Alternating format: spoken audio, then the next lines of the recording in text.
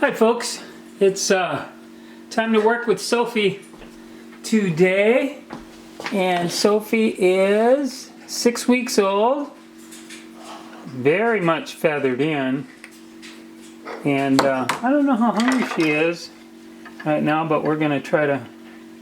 Ooh, that formula is kind of hot, which is fine. We'll give it a minute to settle down here. If she starts banging on the end of that, chewing, baby, what's the problem? She's actually been getting to sit out. Like after I feed her, I'll leave her sitting in her little container on the counter for a while, and kind of let her hang out with me. She's actually usually pretty mellow, and she still does scare a little easily at this age, but she's a good girl. You hungry, baby? You hungry? You hungry, my baby? Come on. I can't see what I'm doing here, but as far as on the screen, but oops. There you go. Come on, babe. Okay, 1 second. Let's see if she takes a second too. If she doesn't, I'll go get the other baby.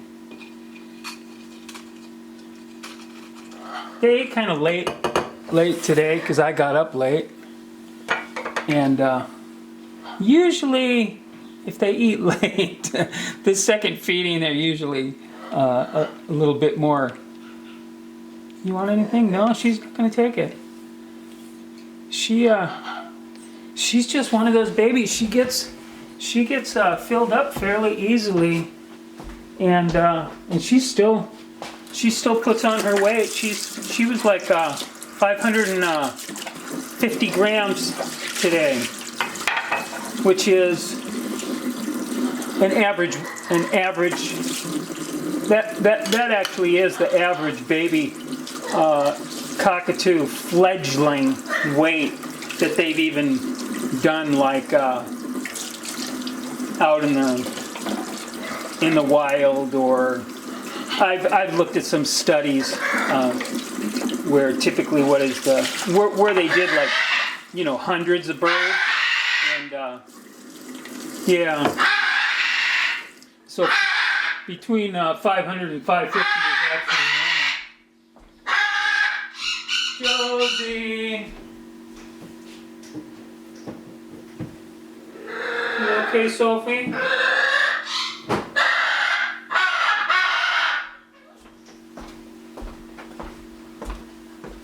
Look at this little baby. This was our little egg. Our little egg is banded now. Come on, she's a good eater. Yes, she is.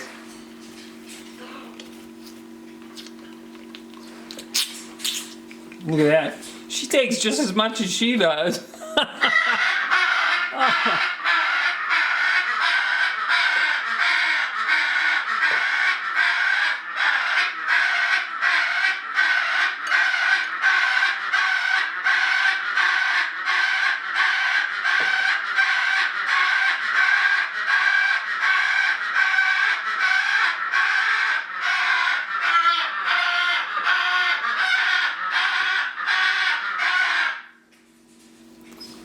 I'll tell you what, I have a very nice set of headphones, and I have a pair of Bose, and I have a pair of, I don't know, Sonic something or others, or whatever. I have a couple pairs, and they go on quite often. I mean, it's like, that is so loud, I can't even, like, besides hear myself think, I can't, if I was listening to, like, I've been researching some things on the internet, and if I listen to any videos or whatever, I mean, you can forget it. You can't hear above that. Oh, what's the matter? It's just a baby. Come on. It's just a little baby. Come here, you stinker. Let's wash you up.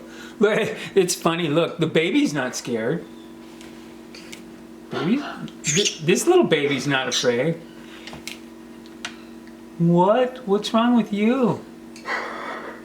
So I did send the DNA on this baby in, and I just received the email today that they received the samples. So that means 2 to 4 days.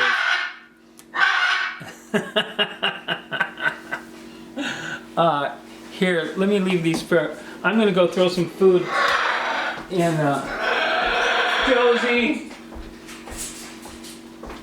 Josie, you need to be quiet, will you please?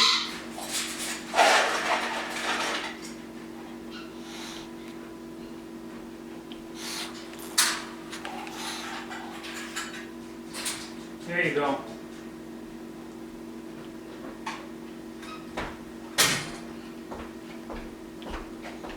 Josie's a big boy. He's a big hyacinth, and he's a very big boy. And I'm thinking he's hungry and he's like kind of begging for food.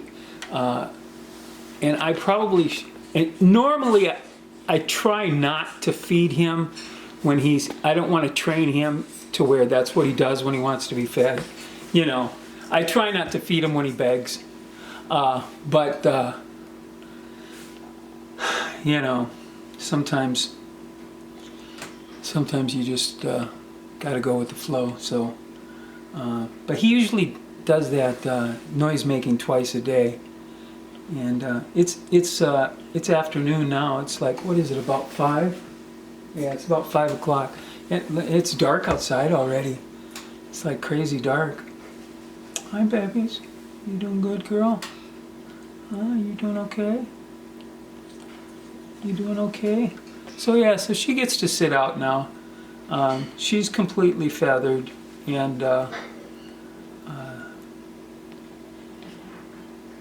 this one we're gonna find out. I'm thinking another girl, because she's good. She's well behaved. Not that the boys aren't, but it's just genetically. It seems like it's time for me to have a few girls, because I've had so many males in a row here, and that's not typical for the parents to throw so many boys like that. And I've had seems like I had people last year all asking for females, and now I've got.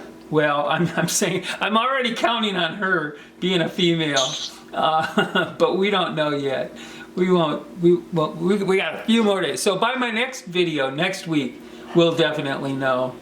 And Sophie is so big now. But she's still in a.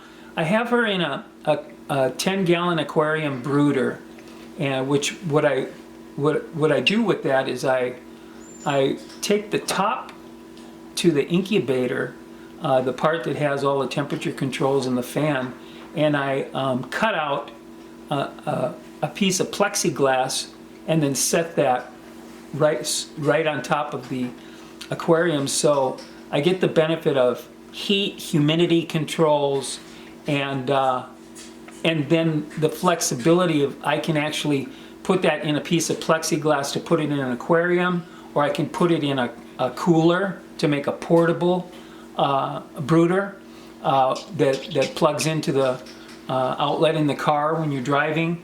Or I even have like taken to work and like that. I don't have to do that anymore because I'm just self-employed at home now. I don't have to worry about that. I can just spend all day with my babies. So that's cool. But it is nice, the flexibility of doing that. And so what I did was I took the top of one of those King Soros incubators and just refitted it. It's kind of expensive to do it that way. And I know a lot of people sometimes people get so cheap. I mean, they just say they don't want to spend more than $30 on a heating element. But for me, I mean, it costs a couple $100, maybe like $250 for one of those incubators for me to even cannibalize it.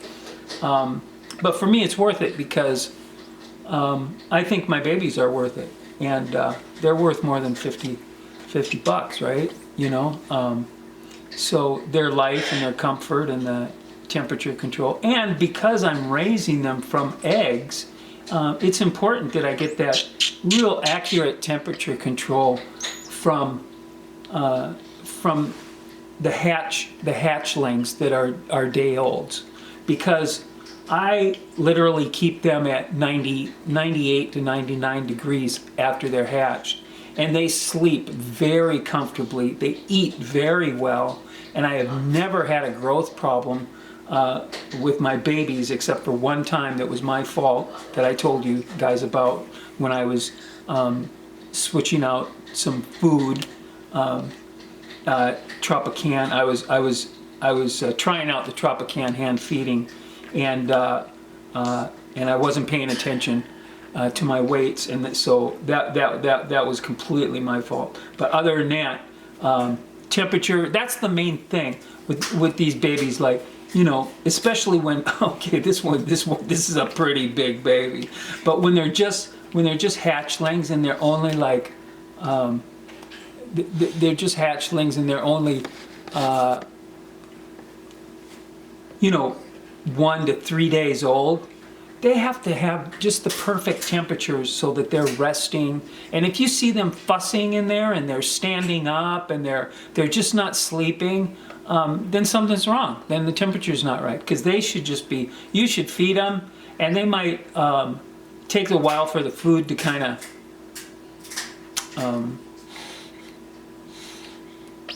register with their system, you know, in their crop, and start digesting from their crop into their system and that. So it does take a while sometime for them to figure out that they're full after you feed them, and then they settle down, and then they should be sleeping. And then, you know, if I hear them squawk, I feed them every 2 hours, but if I hear them at an hour and a half and I hear them start squeaking for food, and it's just like, okay, well, let's do it. I'm here. There's nothing stopping me from feeding you. And if the mother was there, she would, you know, they'd be making noise. She'd be feeding them, you know. And so that's kind of how it goes. So that temperature, to me, it's just not a big deal to spend a few extra dollars on your animals to keep them at the right temperature, and you know, give them the right food and stuff like that. It's worth it. They're worth it, and I always have good, happy, healthy babies. And I mean, see how Sophie is? Look, Sophie's pretty mellow now. She's eating. She's really she's she's a little bit more relaxed now with the other baby here. She's just kind of like scoping it out, you know. She's not all startling anymore. She's doing good. And yeah, they just it's kind of cool, you know. Really, it's an interesting feeling, you know, when they look at your hands as you can see them kind of nibbling on me. That's a comfort to them. These are the hands. This is the hand that feeds you, you know, and so that brings a comfort to them, you know. and that's, man, isn't that so interesting, to be loved by animals, and to be, you know, like to be needed, and you have your little responsibility. I just love doing this, you know. I know I tell you guys all the time, and you know that I do, but I just can't get over how amazing these animals are, and just how blessed I am to be able to just, you know, help raise them into the world, and give them, you know, give them the attention that they need and things like that. And I saw a very interesting video. It was just a little YouTube short from Bird Tricks, Jamie Lee, and I just got such a kick out of it. She had a budgie out there, and she said, I get questions about how to clip the wings properly. And I just love this little short. And if you can find it out there, it's funny. And she has the scissors out there. She takes the budgie. And then she says, here, I'm going to show you the right way. And if you're not doing it this way, you are definitely doing it wrong. This is the only way. And then she walks over, she takes the scissors, dumps them in the garbage, and she says, that is the right way. If you want to clip the wings off an animal that flies, don't get a bird. I thought that was so awesome. And I guarantee you, I would never cut the wings. I will trim the wings a little bit. I'm very judicious with it on an Indian ringneck because they can fly so well. Really, it's just cutting down the speed at which they're going to hit the windows. And so sometimes I clip them for people that request it. Otherwise I've been kind of leaving them unclipped, and I will never clip the bird on the wings on a big bird. Not a macaw, not a cockatoo, ever. That's almost like they'll never fly again if you clip their wings. Because they lose so much strength being in their cage.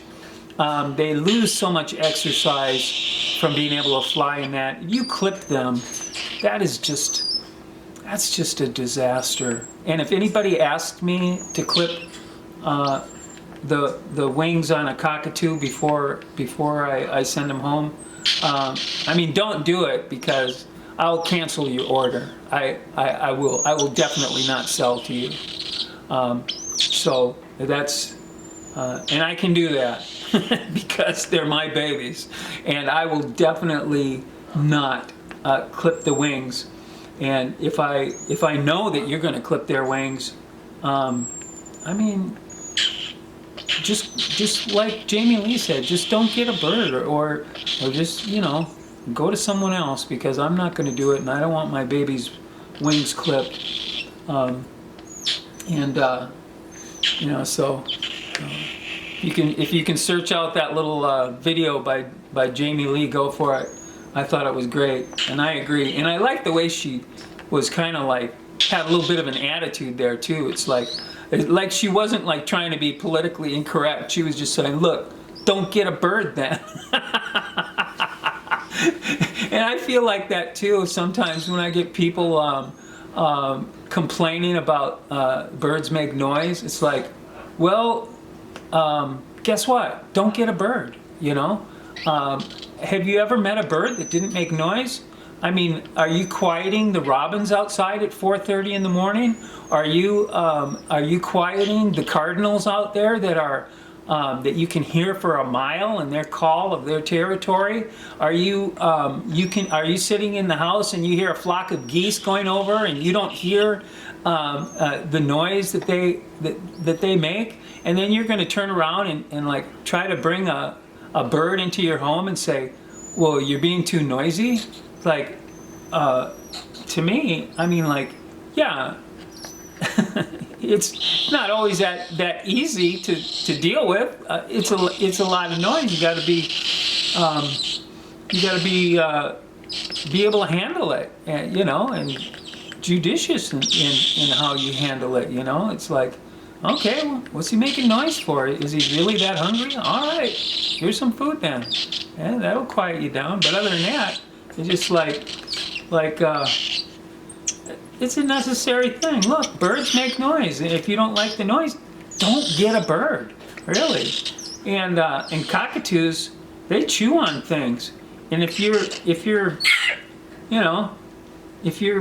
house and your furniture and everything is, you have to be judicious about this. You have to give them things to chew. Otherwise, they're going to find other things to chew.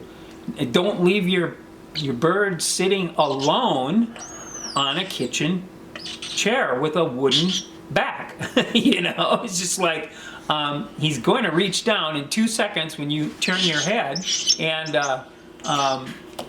he's going to start chewing on it. And I have stuff in my house, and I have a pretty nice house. Got walnut cabinets here and everything. And guess what? When they fly to the top and they're sitting on top of one of those cabinets up there that has a spot where they can get to, they reach down and they they have chewed the trim off the top of those cabinets before. And you know what? I get out my sander and I get out my walnut stain, and I just don't worry about it. I mean, do you? You just have to weigh it out. What's really that important to you? So those are considerations. If the trim, where they're going to fly up to is, if that piece of, $2.99 trim is more important to you than, your thousands of dollar bird, then go with the walnut trim and don't get a bird. Follow the advice. if they're asking for attention and you don't have time to pay any attention to them, don't get a bird. Get a bulldog. It's gonna sit down be happy being a couch potato. They love just laying there and doing nothing. Or just consider your options.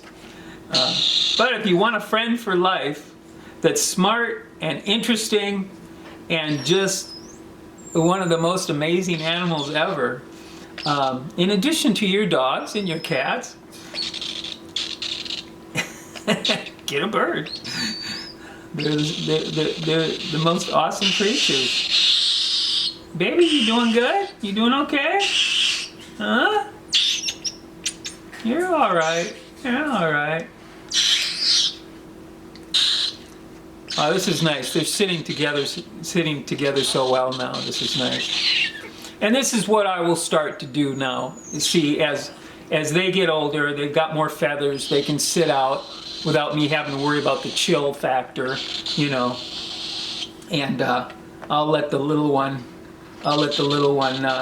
poke at the bigger one, and it won't be long. Well, let's see. This one is like. See, what is she like? She's just over 2 weeks because I just banded her. So she's not. She will be 3 weeks. She's almost 3 weeks. So by the time she's this size, in another 3 weeks, I'll put them together in a bin, and it won't be. They won't need a heat source by then. All feathered out. She's going to get moved out of the incubator brooder here pretty quick. And sometime this week probably, and then this one I'll put her in with her, and then they'll be housed together, and eventually they'll catch up, because by the time she's 6 weeks and this one is 9 weeks, they'll just be the age difference, of course, will start to disappear as they get a little older, as happens in most scenarios, right? So, all right, folks. I guess I really rambled on a little bit today, didn't I? So it's just to shoot the breeze here, just so you can watch the babies a little bit and see how they interact with me and with each other a little bit.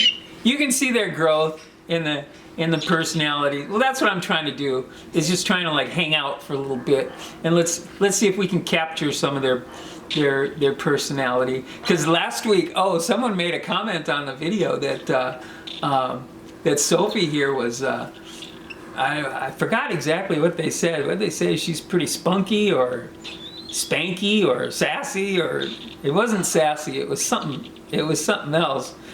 Spitfire or something. It was some kind of S word, and because she was having a little bit of an attitude last week. But you can see she's starting to grow out of it, and she's starting to mellow out. So let's do that. We'll keep an eye on them in the next few weeks and kind of watch growth and watch their character development. So, folks, again, as always, I thank you for listening, especially to a long discourse today. And don't forget to go look up that video with Jamie Lee telling people the correct way to clip the bird wings. I love that. I love Jamie Lee. I love the way she approaches things, even though sometimes I differ with her on certain things, because I just have a little bit of a different take as a breeder. And but anyways, yeah, go take a look at that. And thank you for listening, and thank you for watching.